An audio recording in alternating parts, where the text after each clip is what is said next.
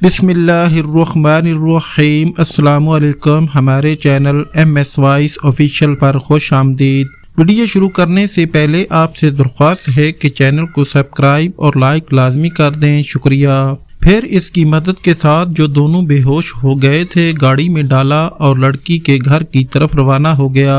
اس آفت ناگہانی نے لڑکی پر سکتہ طاری کر دیا تھا۔ وہ پاگلوں کی طرح کبھی زخمی بدماشوں کی طرف دیکھتی اور کبھی اس نوجوان کی جانب جو کسی محافظ فرشتے کی طرح آسمان سے زمین پر آ گیا تھا۔ صلاح الدین نے لڑکی کو اس کے گھر پہنچایا تو غم زدہ ماں باپ رو رو کر کہنے لگے، یوسف صلاح الدین، اب ہمیں یقین آ گیا ہے کہ ہماری فریادیں سلطان تک پہنچ سکتی ہیں۔ پھر دوسرے دن یوسف صلاح الدین نے زخمی بدماشوں کا بیان لینے کے بعد امیر فوزی کے نام پر حکم جاری کر دیا کہ وہ فوری طور پر کوتوالی میں حاضر ہو جائے۔ امیر فوزی نے گھبرا کر دیوان ابو سالم سے رابطہ کیا۔ دیوان نے مسکراتے ہوئے اپنے اوباش دوست سے کہا، تمہیں کوتوالی میں حاضر ہونے کی ضرورت نہیں۔ یوسف صلاح الدین نوجوان ہے اور اسے نیا عہدہ ملا ہے، اس لیے سلطان کو اپنی کارکردگی دکھانے کی خاطر احمقانہ حرکتیں کر رہا ہے، مگر اسے یہ نہیں بھولنا چاہیے کہ وہ بہرحال میرا متحد ہے۔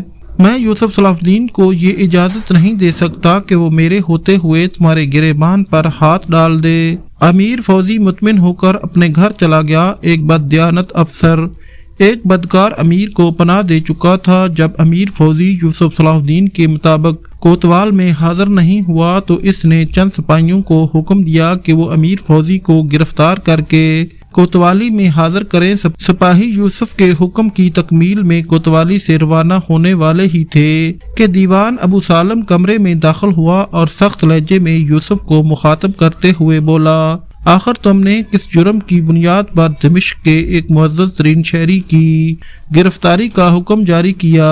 یوسف صلاح الدین نے واقعے کی پوری تفصیل بیان کی تو دیوان ابو سالم نے اسے بری طرح جھڑک دیا، دونوں گواہ جھوٹے ہیں۔ میں امیر فوزی کو خوب جانتا ہوں، وہ ایسی شرمناک حرکت نہیں کر سکتا۔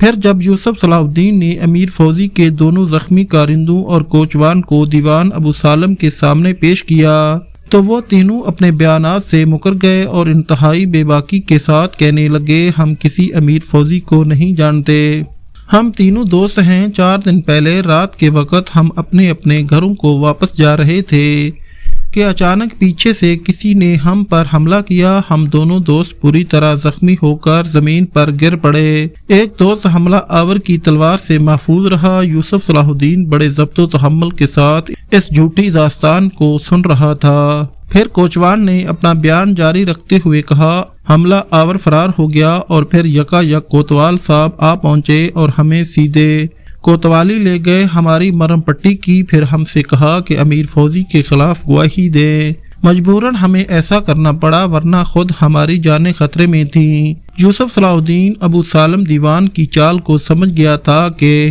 اس نے اپنے اثرات کو استعمال کر کے تینوں مجرموں کو بیانات بدلنے پر آمادہ کر لیا تھا۔ نتیجتاً یوسف نے مجرموں سے کوئی جرح نہیں کی بلکہ براہ راست دمشق کے دیوان کو مخاطب کرتے ہوئے کہا، میں اس واقعے کا نہ صرف عینی شاہد ہوں بلکہ وہ حملہ آور بھی ہوں جس کی تلوار سے یہ دونوں بدکار زخمی ہوئے تھے۔ یہ کہتے کہتے یوسف صلاح الدین کی آواز بلند اور سخت ہو گئی تھی۔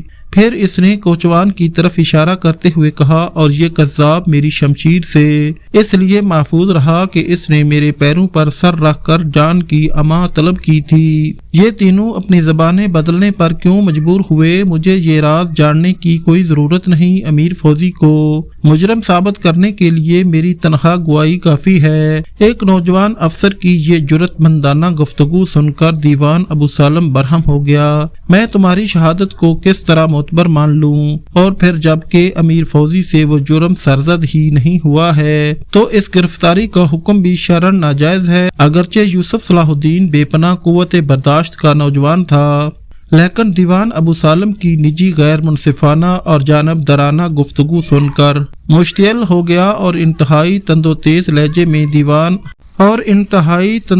لہجے میں دیوان ابو سالم کو مخاطب کرتے ہوئے بولا، میں آپ کی عمر اور مرتبے کا احترام کرتا ہوں، مگر مجھے شرعی اور غیر شرعی کا فرق سمجھانے کی کوشش نہ کریں۔ میں صرف ایک شہسوار ہی نہیں، قاضی ابن ارسون کا شاگرد بھی ہوں۔ مجھے آزادی کے ساتھ میرا کام کرنے دے۔ میں نے مکمل تحقیقات کے بعد امیر فوزی پر فرد جرم عائد کی ہے۔ چاہے کچھ بھی ہو جائے، میں اس سیاہکار انسان کو عدالت میں لا کر چھوڑوں گا۔ اگر تم اپنی قدرت رکھتے ہو تو کسی سپاہی کو بھیج کر دیکھو۔ دیوان ابو سالم بھی غضبناک ہو گیا تھا۔ یوسف صلاح الدین نے چند لمحوں میں صورتحال کو سمجھ لیا تھا۔ اگر میں اتنا ہی بے دست و پا ہوں کہ مجرم کو مجرم نہیں کہہ سکتا تو پھر مجھے استعفیٰ دے دینا چاہیے۔ یوسف کے لہجے سے انتہائی تلخی جھلک رہی تھی۔ تمہارے حق میں یہی بہتر ہے کہ تم استعفیٰ دے دو۔ دیوان ابو سالم کے لہجے میں آمریت اور رونیت جھلک رہی تھی۔ اگر تم جیسا کم نظر اور بے خبر انسان کچھ دن اور اس عہدے پر برقرار رہ گیا تو دمشق کا سارا نظم و نسق درہم برہم ہو جائے گا۔ اس کے بعد یوسف صلاح الدین نے دیوان ابو سالم سے مزید بحث نہیں کی اور خاموشی کے ساتھ استعفیٰ دے کر واپس حلب چلا گیا۔ دیوان ابو سالم نے یوسف صلاح الدین کے استعفے کو اپنی فتح سے تعبیر کیا اور پھر اس نے امیر فوزی کے ساتھ مل کر اپنی فوج کا جشن بنایا۔ اس جشن میں وہ امراء بھی شریک ہوئے جو درپردہ سابق والی دمشق امیر مجیر الدین کے حامی تھے۔ یہ جشن کئی دن تک جاری رہا۔ شرکاء نے خفیہ تہ خانوں میں چھپ کر خوب شراب پی اور ان عیسائی عورتوں کا رقص دیکھا جنہیں شاہ یروشلم بالدون ثالث نے ایک مخصوص سازش کے تحت دمشق بھیجا تھا تاکہ وہ خوبصورت عورتیں مسلمان امراء کو ہلاکت و بربادی کے راستے پر ڈال دیں۔ اگرچہ امیر مجیر الدین اقتدار سے محروم ہو کر حمص چلا گیا تھا، لیکن اس کے عیش و پرست امراء اور دیگر اہم ہمنوا ابھی دمشق ہی میں مقیم تھے اور اس دن کا انتظار کر رہے تھے کہ سلطان نور الدین محمود زنگی کسی جنگ میں مارا جائے یا کسی ناگہانی حادثے کا شکار ہو کر انتقال کر جائے اور ان لوگوں کا گم شدہ اقتدار واپس لوٹ آئے۔ اس جشن و شراب و شباب میں یہ عہد و پیمان بھی کیے گئے کہ سلطان نور الدین محمود زنگی کے نامزد کردہ ہر افسر کو اسی طرح ناکام بنا دیا جائے تاکہ وہ عیش و آرام کی زندگی بسر کریں۔ ابھی امرائے دمشق کے یہ سیاسی مشورے جاری تھے کہ نقیبوں نے انہیں اس طرح چونکا دیا جیسے گہری نیند میں ڈوبے ہوئے کسی شخص کو جھنجھوڑ کر اٹھا دیا جائے۔ گلی کوچوں میں نکاروں کے ذریعے اعلان کیا جا رہا تھا کہ سلطان عادل نور الدین محمود زنگی دمشق کی حدود میں داخل ہو چکے ہیں۔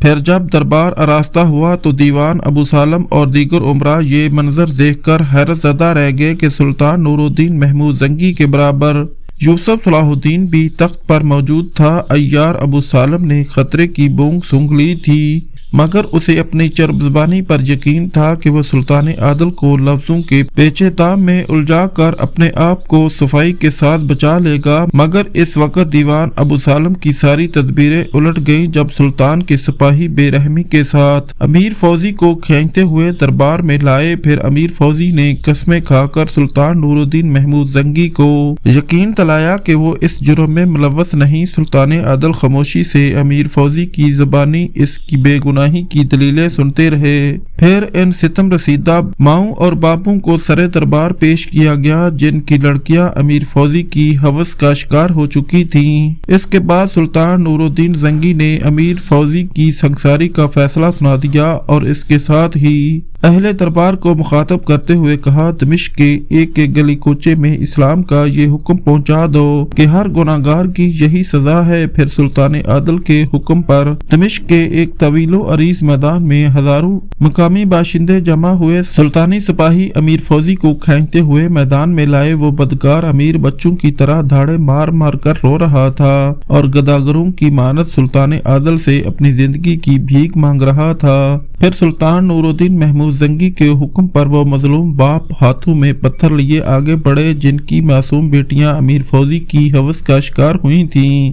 پتھر برسنا شروع ہو گئے اور تھوڑی ہی دیر میں امیر فوزی اپنے خون میں نہا کر ہمیشہ کے لیے خاموش ہو گیا۔ دوسرے دن پھر دربار آراستہ ہوا۔ سلطان عادل نے امیر مجیر الدین کے امراء کو مخاطب کرتے ہوئے حکم دیا، میں نے تمہیں اس امید پر چند روز کی مہلت دی تھی کہ شاید تم تائب ہو کر سیدھے راستے کی طرف لوٹ آؤ، مگر اب یہ ممکن نہیں رہا، اس لیے اپنی تمام تر خباثوں کے ساتھ دمشق سے نکل جاؤ اور اس زمین کو پاک کر دو۔ پورے دربار دربار پر قبرستان جیسا سناٹا طاری تھا۔ ہر شخص کے چہرے پر خوف و ہراس کی پرچھائیاں لرز رہی تھیں اور کوئی نہیں جانتا کہ اگلے لمحے اس کا کیا حشر ہوگا۔ سلطان عادل کے ہونٹوں کو جنبش ہوئی اور پورا دربار ان کی پرجلال آواز سے گونج اٹھا۔ تمام عیسائی عورتوں کو لے جا کر یروشلم کی سرحدوں پر چھوڑ دیا جائے، یہ سلطان نور الدین محمود زنگی کا دوسرا حکم تھا۔ پھر تیسرا حکم جاری ہوا۔ سلطان عادل نے دیوان ابو سالم کو مخاطب کرتے ہوئے کہا، تیری صورت مسلمانوں جیسی ہے مگر دل منافقوں کے ہم رنگ۔ تو نے میرے اعتماد کو ٹھیس پہنچائی اور انصاف کے راستوں میں رکاوٹیں کھڑی کی۔ اب تیری یہی سزا ہے کہ تو دمشق کے باشندوں کے سامنے بے نقاب ہو جا تاکہ اہل ایمان تیرے حقیقی حد و حال دیکھ لیں۔ اس کے بعد سلطان نور الدین محمود زنگی نے دیوان ابو سالم کی داڑھی منوا دی اور گھوڑے پر سوار کرا کے پورے دمشق میں گھمایا۔ سلطانی نقیب کوچہ بکوچہ بلند آواز میں اعلان کرتے جاتے تھے، یہ اس شخص کی سزا ہے جس نے بندگان خدا کے حقوق کا خون کیا اور ان پر عدالت کے دروازے بند کر دیے۔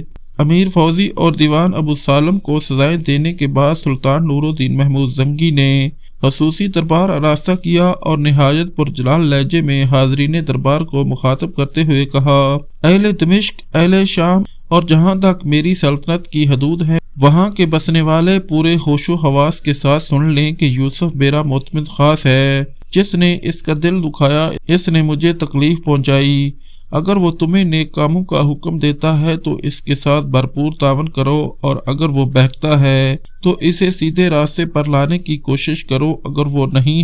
اگر وہ نہیں سنبھلتا تو میرے دربار میں آ کر شکایت کرو، تمہیں روکنے والا کوئی نہیں، اور جو تمہارے راستے کی دیوار بنے گا اس کا حشر دیوان ابو سالم سے زیادہ مختلف نہیں ہوگا۔ اب وہ بولیں گے جن کو ماضی کے نظام نے گونگا بنا دیا تھا، اس نے یوسف صلاح الدین کی شان میں، اے شام کے چوروں، اپنے حرکات سے باز آؤ، میں تمہیں نصیحت کرتا ہوں کہ پیغمبر کے ہم نام یوسف سے اپنی جانوں کو بچاؤ۔ وہ یوسف علیہ السلام عورتوں کے ہاتھ کاٹنے والے تھے اور یہ یوسف مردوں کے ہاتھ کاٹنے والا ہے۔ سلطان عادل کے درباری شاعر ہرقلہ نے اپنے اشعار میں قرآن کریم کے اس واقعے کی طرف اشارہ کیا تھا جس میں زلیخا کی ساتھی عورتوں نے حضرت یوسف کا حسن و جمال دیکھ کر لیموں کاٹنے کے بجائے اپنے ہاتھ کاٹ لیے تھے۔ دمشق کا نظم و نسق درست کرنے کے بعد سلطان نور الدین محمود زنگی واپس حلب چلے گئے۔ اس زمانے میں سلطان عادل نے سرکار دو عالم صلی اللہ علیہ وسلم کو خواب میں دیکھا۔ سلطان نور الدین محمود زنگی بظاہر ایک مجاہد اور جنگجو حکمران تھے، مگر در پردہ وہ ایک نہایت عابد و زاہد انسان تھے۔ عام مسلمانوں کی طرح وہ پانچوں وقت با جماعت نماز ادا کرتے، عام مسلمانوں کی طرح رمضان المبارک کے پورے روزے رکھتے، لیکن سلطان عادل کا ایک پوشیدہ عمل یہ بھی تھا کہ وہ ہر رات سرور کونین صلی اللہ علیہ وسلم پر بڑے پرسوز لہجے میں درود و سلام بھیجتے، یہاں تک کہ ان کی آنکھوں سے آنسو جاری ہو جاتے اور پھر وہ اس حالت میں سو جاتے۔ ہر اہل ایمان کی طرح سلطان نور الدین محمود زنگی کی بھی ایک ہی خواہش تھی کہ کسی دن خواب میں رسالت مآب صلی اللہ علیہ وسلم انہیں بھی اپنا دیدار مشرف فرمائیں۔ سلطان عادل کا یہ عمل برسوں سے جاری تھا، مگر ابھی تک ان کی یہ آرزو پوری نہیں ہوئی تھی۔ پھر 557 ہجری کی ایک رات جب وہ سوئے تو دیدار مصطفیٰ صلی اللہ علیہ وسلم سے ان کی تشنہ آرزو سیراب ہو گئی۔ سرور کونین صلی اللہ علیہ وسلم والی شام کو مخاطب کر کے فرما رہے تھے، نور الدین، یہ دونوں آدمی مجھے ستا رہے ہیں، جلدی اٹھو اور ان کے شر کا خاتمہ کرو۔ سرکار دو عالم صلی اللہ علیہ وسلم کی زیارت کے بعد سلطان نور الدین محمود زنگی کو دو نورانی چہرے نظر آئے۔ ان دونوں کی بڑی بڑی داڑیاں تھیں اور رنگ بہت زیادہ گورا تھا، پھر وہ دونوں نورانی چہرے بھی غائب ہو گئے۔ سلطان نور الدین محمود زنگی کی آنکھ کھل گئی اور وہ گھبرا کر اٹھ بیٹھے۔ بہت ہی عجیب خواب تھا۔ ایک طرف حضور اکرم صلی اللہ علیہ وسلم نے سلطان عادل کو اپنی زیارت سے بھی شرف یاب کیا تھا اور شکایتاً یہ بھی فرمایا تھا کہ دو آدمی آپ کو ستا رہے ہیں۔ سلطان نور الدین زنگی اس خواب کی تعمیر سمجھنے سے قاصر رہے، پھر ان پر وحشت سی طاری ہو گئی اور وہ رو رو کر رات بھر توبہ و استغفار کرتے رہے، یہاں تک کہ فجر کی اذان ہو گئی۔ پھر سلطان نور الدین محمود زنگی نے نماز ادا کی، کچھ دیر تک حسب معمول قرآن مجید کی تلاوت کرتے رہے، اس کے بعد دربار آراستہ کیا۔ یہ وہ زمانہ تھا جب سلطان عادل دمشق میں مقیم تھے۔ ناظرین، آج کی ویڈیو یہاں ختم کی جاتی ہے، انشاءاللہ جلد ہی اگلی قسط پیش کی جائے گی۔ ویڈیو اچھی لگے تو ہمارے چینل کو سبسکرائب اور لائک لازمی کریں اور ہماری حوصلہ افزائی کے لیے کمنٹ ضرور کیا کریں۔ شکریہ۔